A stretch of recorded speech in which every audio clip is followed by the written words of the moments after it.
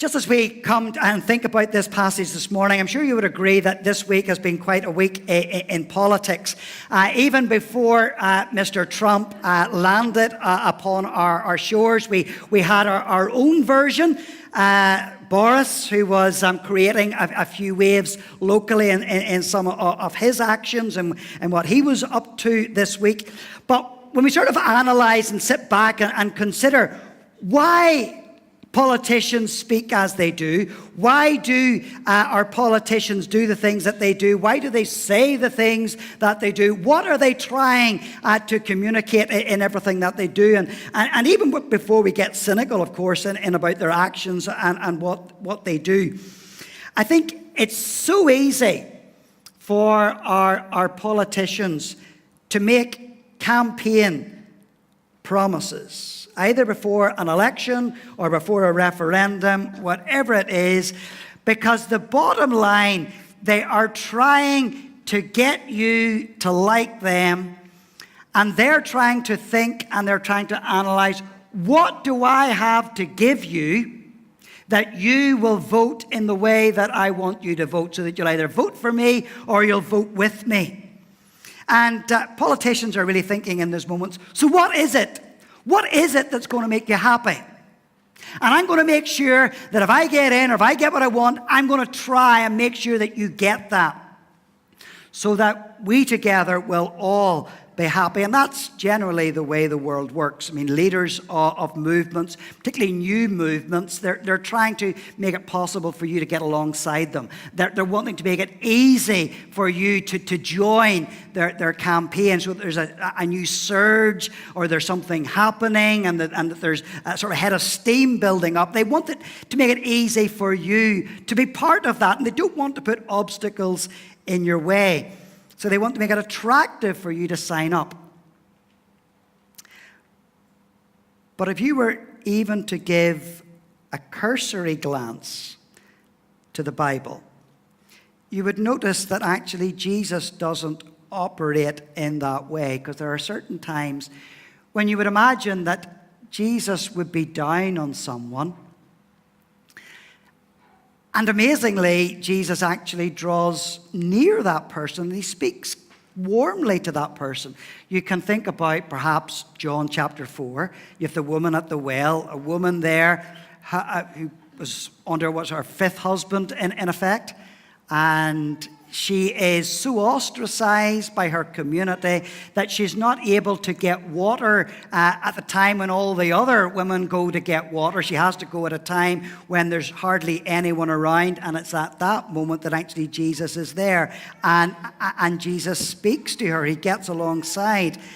And at other points, there are moments and situations where people are very keen to enlist alongside Jesus.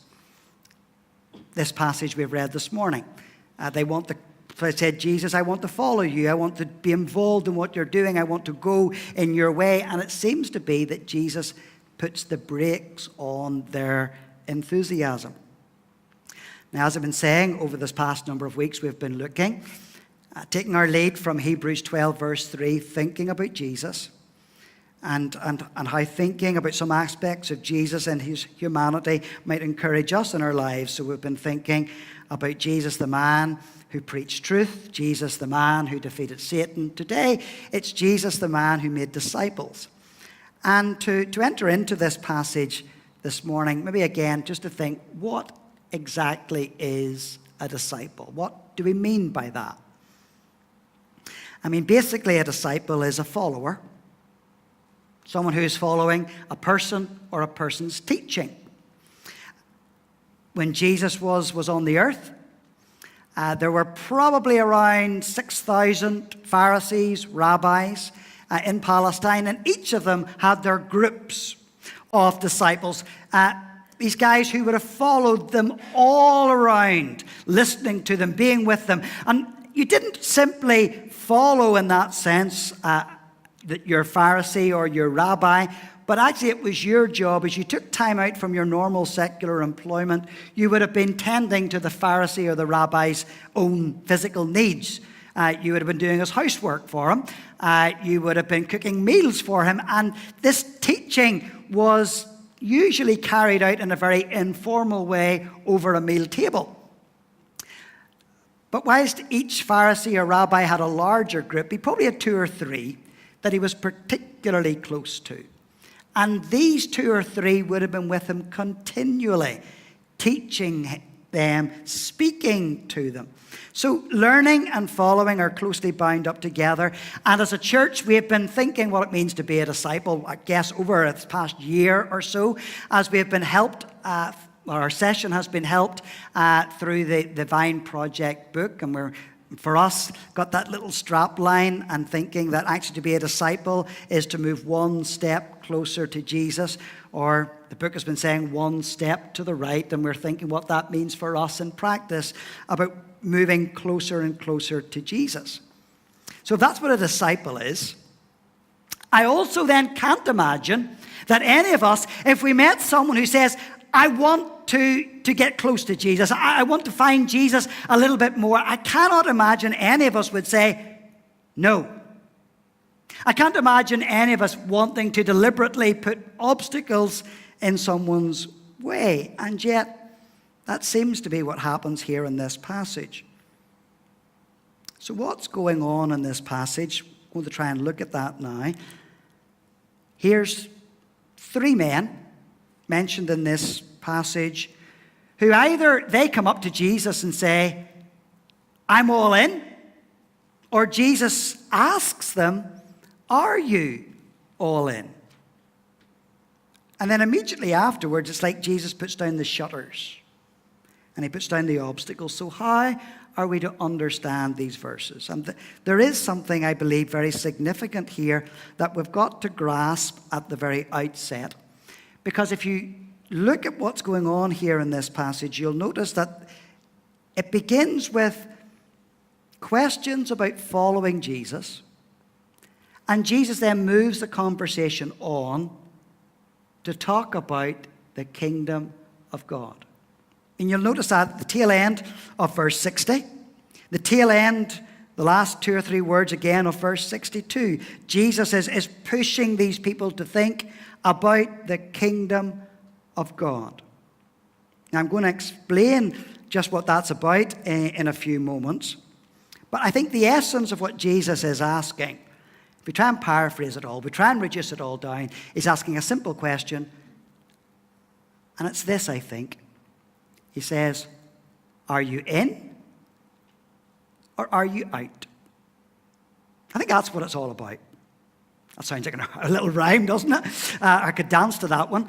But as we maybe try and think about that just a little bit more, have you ever had what you might call a life-changing moment? I'm sure we've had a few. Sometimes it's passing an exam.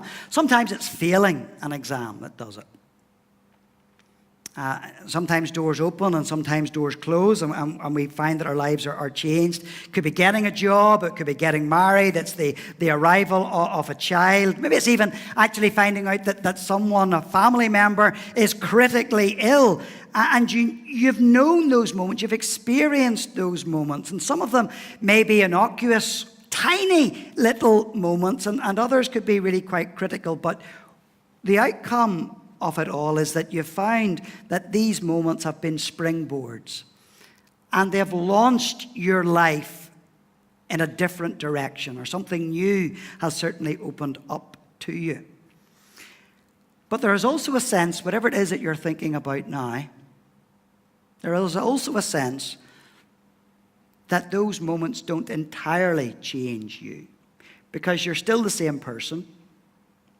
You still think the same by and large. You still talk the same. You still look the same. But what Jesus is getting at here is different. And when we read the Bible and when we listen to what Jesus is saying, it's like we're understanding afresh is that Jesus changes everything. It's like A picture that you're looking at in black and white suddenly changes into vibrant colors, and that there's a myriad of colors there, and that life is just so different. And the teaching of the New Testament generally is that actually what it means to be a Christian is that the power of the world to come, that the power of heaven itself is coming down into your life right now. And that is what it means when it talks about the kingdom of heaven. It's a way of describing the fullness of life of what Jesus brings. It's a way of describing what it means to be a Christian. And see, becoming a Christian is not simply an addition to your life. It's not an extra element to your life. It is your life. And this really is huge. And the question then that Jesus poses in this passage can be simply reduced down to something quite simple. And he's saying, do you get it? Do you understand that? And so these three men, they come up to Jesus, and they were showing signs that they were wanting to follow Jesus. And in effect, as I paraphrase this, I think there are two essential questions that Jesus puts to them. To the first one, he says, are you ready for this? And the second one, he's saying, are you ready to fully follow me? So the first one is just that question. Are you really ready for this? I mean, the first guy is evidently intrigued by Jesus. He has been with Jesus. He has followed Jesus. He has seen what Jesus has been teaching. He has seen what Jesus has done. He has, I'm sure, seen miracles. He has seen Jesus heal people. He has perhaps even seen Jesus raise someone from the dead. So there is something that is really quite radically different about just seeing Jesus, what Jesus can do. And he's interested in that. But when Jesus speaks to him in verse 58, where he says, foxes have dens and birds have nests, but the Son of Man has nowhere to lay his head, it's as if Jesus is trying to temper his initial enthusiasm. And there's a sense that actually what Jesus is doing here is that he's trying to probe into this man's heart and life, and he's trying to work out, are you ready for what it means to be part of the kingdom of heaven? Have you grasped what this is about? And it's like Jesus is saying when he's talking about the Son of Man, talking about himself, he's saying, look at me. Look at me.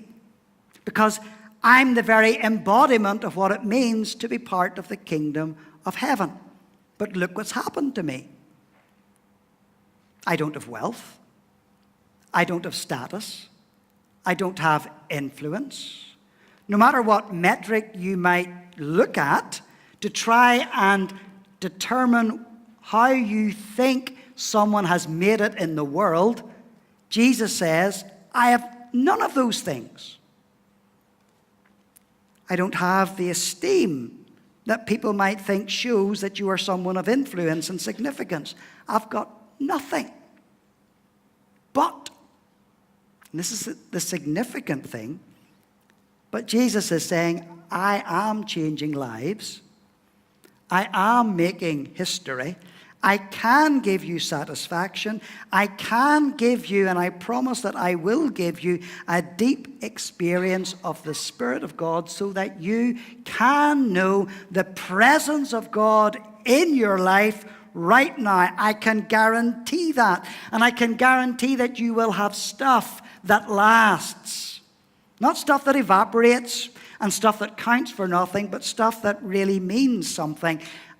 And that is Jesus' lesson 101 and what it means to be part of the kingdom of heaven, what it means to be a Christian, and the implications of what it means to be a Christian. And in effect, his question is, are you in or not? Are you ready for this? And maybe there is someone here today, and that's what you deeply need to think about, because for years you've gone through the motions and almost assumed that you knew what it was to be a Christian and what it means for you and from you. You've given so much and you've been involved in so much, but in recent times, perhaps the Holy Spirit has been speaking to you and challenging you in a new and in a different way, and you realize actually that Jesus is now calling you to something that is much deeper. And what that thing is that is much deeper is evidenced by the second question that I think Jesus is asking here, which is, are you going to follow fully? Because the next two guys in this passage are really the same. They come up to Jesus and Jesus asks them or tells them, come and follow me. And their answer is the same. Yes, I will, I want to, but. And Jesus gets a lot of negative press about the way he speaks to this pair. Because on first reading, it looks like he says to the first man, and the first man's saying, look, I really would love to, but unfortunately my dad's just died and I've got to go and organize a funeral. And the second one says, yeah, again, I would really love to as well, but I've got to go back and say bye-bye to Mommy. And people are suggesting that what Jesus is saying, no way. Come on, get your life together. Get yourself and get in place. Get your self sorted out. You've got to follow me right now. But if you look closely at verse 57, you will see what it says here is that these people were walking along the road. In other words, these people have been out, and they've been out with Jesus, possibly for a long time, because they have been the disciples, followers of Jesus. And they've been following him everywhere. And they've been part of this large group that has been surrounding Jesus. And it's clear from Jewish law that if your dad was dying, your place was to be at his bedside. And so in effect, what this man is saying is, look, I'd really love to follow you, but what I'm anxious about is how my dad might feel about the decisions that I'm going to make. And if he disagrees with some of my life choices, and that is, in this case, following you, then he might cut me out of his will. And I'm not ready for that. And so I'd love to follow you, but not just yet. And the second guy is pretty much the same. He says, I'd love to follow you, but not just yet. But what Jesus is saying to both of them is, this matter of commitment to me is total and complete. It's radical. There's no ifs and there's no buts. And again, that is very contemporary, because there are so many people who want to follow Jesus up to a level. You know, there's things about Jesus that interest you. There are certain aspects of the Christian life that appeal to you, but not everything. And that's not a new scenario. I can go back in history to the 4th century, so it's a very long time ago. Augustine, who was the bishop of Hippo in North Africa. And early in his life, before Augustine became a Christian, he wasn't married, but he was living with a woman. But one day, he picked up his Bible, he started to read in the book of Romans, and he was convicted and he was challenged about what it means to be a Christian and to follow Jesus. And he wrote a prayer. It's in his book called The Confessions. And in that prayer, which has come down to us, the prayer goes like this: Lord, make me pure. The word he used was make me chaste. Lord, make me pure, but not yet, because I'm happy just the way I am. But I would be interested in following you at a later point. And that is how so many of us think, don't we? Perhaps in work. Something going on in work. You're wanting to live in a certain way. You know how the Bible impacts that. You know what the Bible is suggesting about how you live, but you know things are going well in work.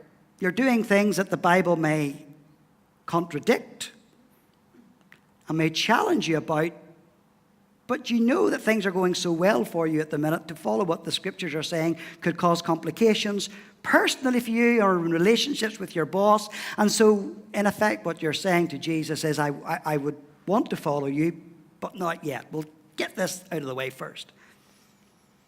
Or maybe it is something to do with a relationship that you're in. Lord, I would love to follow you, but I'm not sure about how my ethics, my sexual ethics, fit with what the scriptures are saying. So I'd love to follow you, but not just yet. Now, it could be 100 different things, 1,000 different scenarios where we can say, Lord, I'd love to follow you, but not just yet. And then sometimes we're sitting here and we're thinking, Lord, I would love to follow you. I really do. And all this talk about heaven, I would want that. And I want Jesus. But at the same time, we wonder, how can I be any different? I struggle with that. And yet, as I go back to what I was saying last week, it's about looking to Jesus. Because if you are sitting here today thinking that you've got to be like Pinocchio, which is just try a little bit harder to be that good little boy who is faithful and pure and true, whatever the phrase is that's used in the movie. If you're trying yourself to do that, you will fail. You will not be able to do it. You will neither even satisfy yourself nor others, because you will fall on your face at some point. And it is Jesus that you need, because Jesus is the only one who lived perfectly. He lived that perfect life and died that perfect life for you, so that your sins might be cleansed and forgiven. So you do not have the grace or in yourself or the power in yourself to live for him. But what you've got to see is that Jesus has. He has done that for you. And if you haven't grasped that, you haven't grasped what it means to be part of the kingdom of heaven. Because in this kingdom, we have a new king, and his name is Jesus. And because of Jesus, everything has changed. So today, if you know and love the Lord, I want you to be convinced and assured that you don't have to live the way that culture and society tells you to live, because you can live with his strength and in his blessing, and you can accept everything that society and culture throws at you. And you can make a commitment that you will not waste your life. You may be called upon to do hard things. You may even be called upon to turn your backs on things that the culture thinks is normal and is cool. But what Jesus is calling you to do today is to stand in his grace and to stand in his light. And in that sense, to be a blazing, bright, shining light for the Lord and pointing to him. And so that we can say to Jesus truly that we are ready for this and that we will follow fully. Let's pray.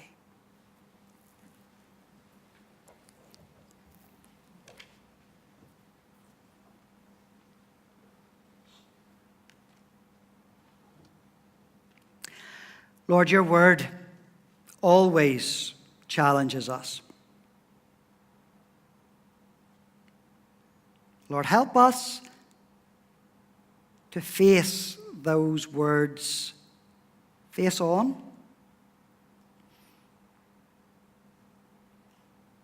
Not to shirk them, not to think how we might get around them, but listening to the promptings of the Spirit of God through your word, that we will say, this is how I will honor Jesus. So Lord, we leave our lives and our concerns with you, our fears,